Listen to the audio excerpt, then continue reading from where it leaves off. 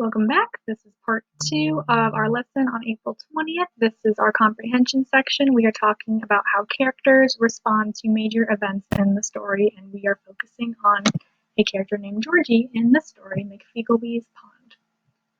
So, out behind the big red barn at the edge of Walnut Grove is a most magnificent pond, shaded by an old oak tree. I'll tell you right now, before it's too late, belongs to McFeeglebee. And McFeeglebee absolutely forbids fishing in that pond. He put up 5 signs to prove it. Before I'll allow any little boys to fish in there, he says, I'd rather remove it. Little boys make too much noise. They scare the fish, being shouters and lappers and slappers. They'd muddy the water and leave gum wrappers. No, I'd be a fool to let them fish in my pool. So for a long time, nobody dared fish in the pool. That is, not until little Georgie P. Johnson decided to break the rule.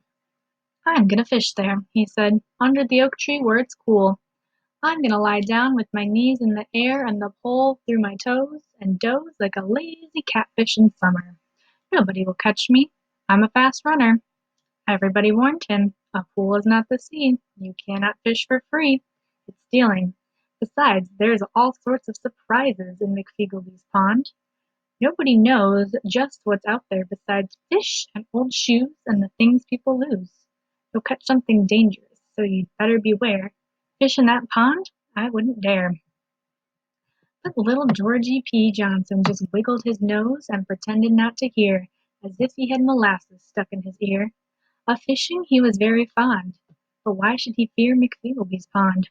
So early one morning, with his pole in his hand, he crept past the red barn on McFeeglebee's land, out to the edge of the grove to the pond, where he baited his hook, sinking it deep, and Georgie P. Johnson fell asleep.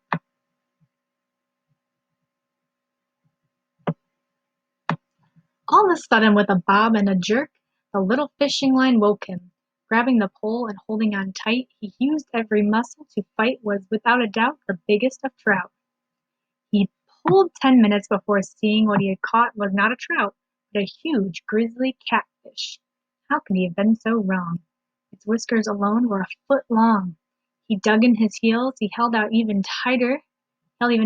Nobody could say he wasn't a fighter. The water seething and boiling turned bright red, then dark as that grizzly catfish became a shark.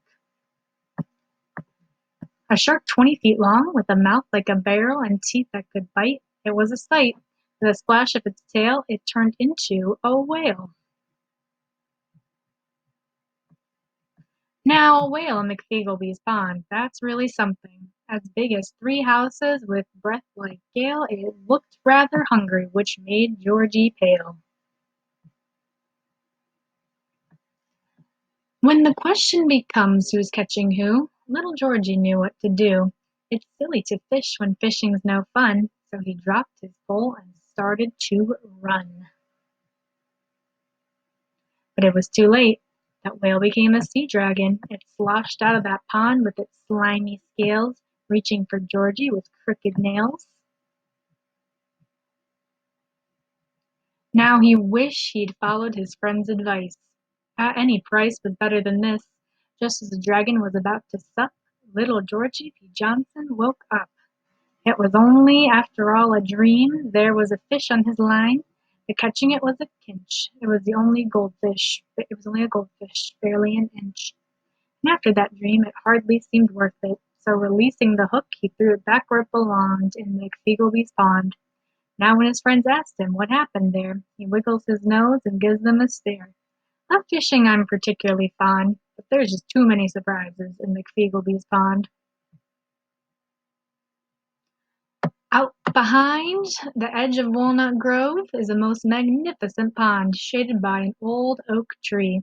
I'll mind you right now, before it's too late, it belongs to McFeeglebee.